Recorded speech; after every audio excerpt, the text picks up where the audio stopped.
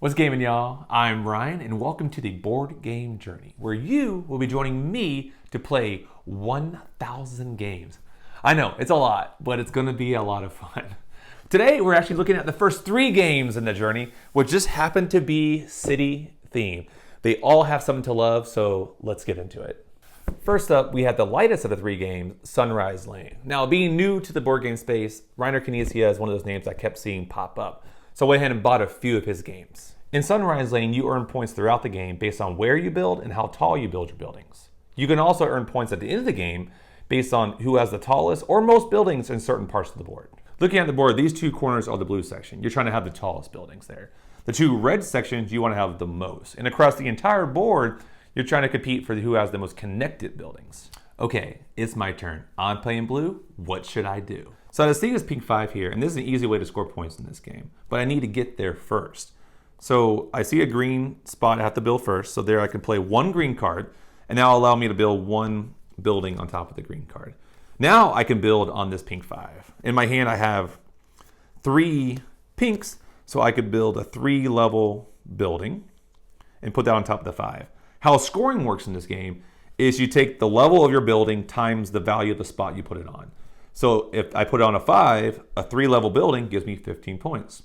And I put this 1 on the 1 green, 1 building, that's 1 point. So the 15 plus the 1 is 16 points. So now I go from 20 points all the way to 36 points and puts me in first place at the moment. Of course, we got a lot more game to go, but it's a good spot to be in. I really like having Sunrise Lane in my collection because it's a light, easy game to introduce to people who maybe aren't as into games as myself. There's a board, a couple pieces, so it feels familiar. It doesn't have that like, geez, what did I get myself into kind of feeling they could get with other games I own.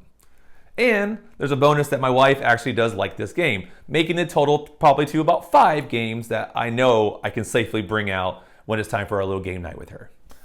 Next up is Tower Up. Now you can just hear those components singing. Now, my good friend and fellow magician, Caleb Wiles, recommended this game to me.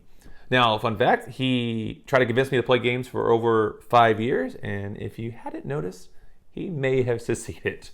So Caleb has become like my guru of board games. I go to him for all the different questions, this or that, and so he's kind of fine-tuned kind of what my group likes and doesn't like. So when he recommended this game, I bought it right away, and he was right. We did like it, a lot actually.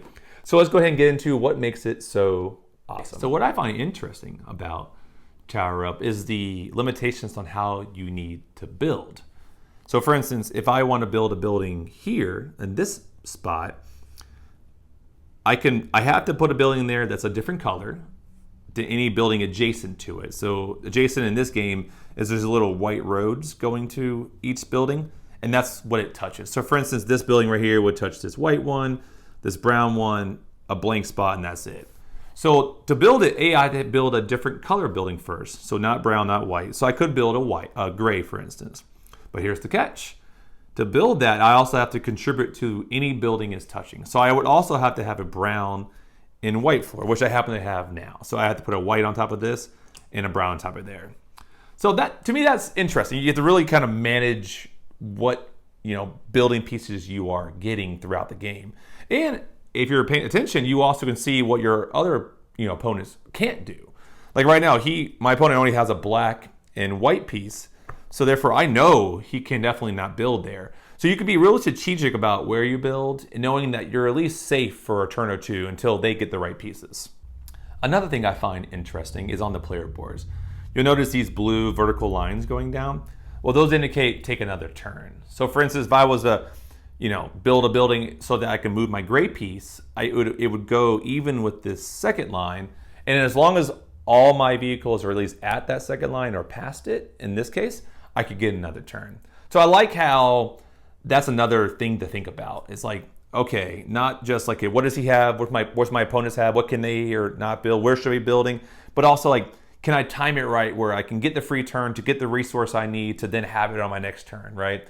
So this game is a very tight game. I feel like everyone's always so close to achieving all the objectives. So you just got to be a little bit more efficient than the next person. Okay, it's my turn. I'm playing blue. What should I do? Well, right away, I noticed this spot. if I could build here, I can achieve this middle objective and be the first one to do it and get 7 points. So can I do it? I need to have at least a black and a gray to go there. So nope, I cannot. But can I take a turn somewhere else that will allow me to maybe be ready for my next turn to go there? I could just take a card, but I can also do a couple more things. So for instance, I could play a gray here, then I'll have to play a white there as my tax for playing a spot there. I can build a roof on top of gray, which will let me move up my gray vehicle. Now, since all my vehicles have met or passed that second line, I can take another turn. So now I can take this card, which gives me every single piece I need to play in that spot on the next turn. But looking ahead at my opponent, I know I have time because right now they don't have what they need to go there. So they'll take their turn, and now when it's my turn again, I can go ahead and play, say, a white one here, a black one here, and a gray one there. And of course, where do I put this at? Well, I want to put it on the top of the white one, so that way I can go ahead and get credit for the 7 points and being all 5 districts first, and then boom. And then obviously I can also move my white guy up 1. So yeah, I love this like strategic kind of thinking space where it seems all simple, but then how everything works together. Just a fun little puzzle to solve. Tower Up has been a big hit for me. But one thing I almost forgot to mention was the storage solution that came with the game. So this nice little insert here holds all the rooftops. Plus it displays the cars that you can take to get more resources during the game. That's great. And also just for storage, it comes with this like nifty handy little organizer. So all the different pieces and vehicles just have a nice home. And the boards go neatly on top to kind of hold them in place. So when you store the game like vertically, it doesn't go everywhere. So, I mean, I really wish more publishers did this. So Monolith Board Games, we love you. Next up is Cities. Similar to Sunrise Lane, I bought Cities because of the designer. In this case, Phil Walker Harding. I've already played a few of his games and loved them.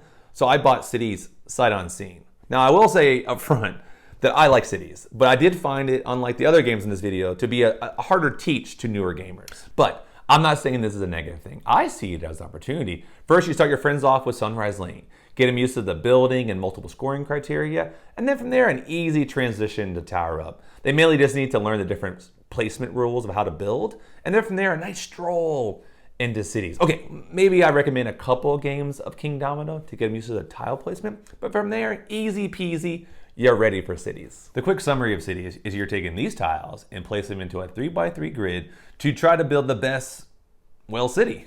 Let's just take a quick look at the board. Now, admittedly, looking at it, it can be a little overwhelming. So it kind of breaks up into 5 sections. I'll just give you the quick overview of what that looks like. This first row here are the first come, first served scoring criteria. Notice that it is removable because it comes with several different ones that you can play. So that way every game is kind of fresh. But if you're the first one to score these objectives, you obviously score more points than if you're the last one to score them. Next up is these kind of other scoring criteria. Each one of these has little mini objectives that you can achieve to score additional points. This second row here, this one are the tiles that you're placing into a 3x3 grid. How you want to place them really depends on what kind of goals you're trying to achieve. This third row here are all these other tiles that you can place on your little tableau, your 3x3 grid here. Now, depending on where you place them, can score you yet additional points. And of course, the buildings here are the last one. These are the ones you're stacking up to kind of meet your objectives, whether it be the first come, first serve objectives or the ones you happen to pick up during the game. Now, what I find interesting about Cities is just how everything kind of works together. You're building this 3x3 grid, and what to take and when to take it. That's, to me, the whole puzzle you're trying to solve. This is definitely a game of timing. Now, what I mean by timing is you have to be flexible. In this game, this board is always refreshing. You know, the goal objectives, the tiles, these little tiles, the little buildings you can take, they're always changing. So you can have a plan, but you definitely have to be flexible with that plan.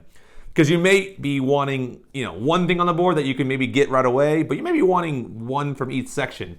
So the question is, how do you get everything you want? And sometimes you have to kind of look at what everyone else has. What are they going for? What objectives they are trying to achieve?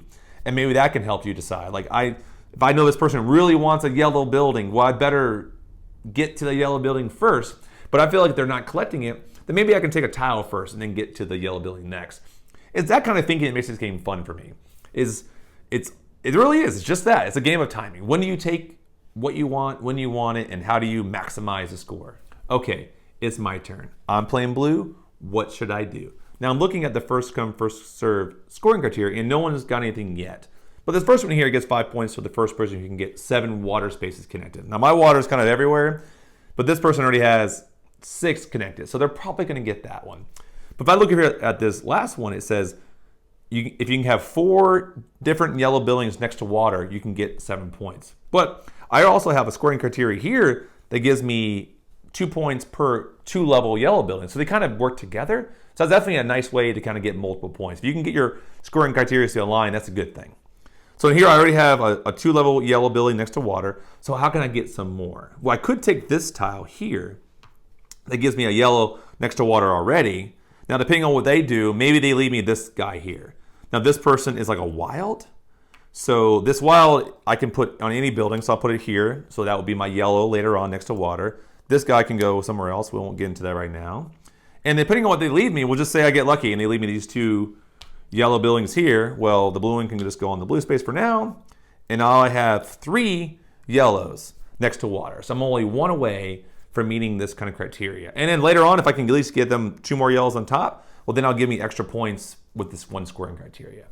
Now, despite the similar theming, all these games feel different enough where I don't mind having them all in my collection. Now, personally, I'm not going to be reaching for Sunrise Lane over some of these other ones, but I like having it in the collection because I know, like Cities and Tower Up, I'm never going to get to the table with certain friends, but I could at least play Sunrise Lane.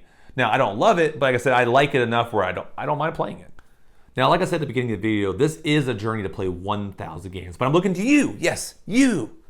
Not you. Okay, maybe you, but definitely you to help point me in the right direction. So leave some comments down below of what games I should play next. Oh, hey, yeah, I was just rating the games.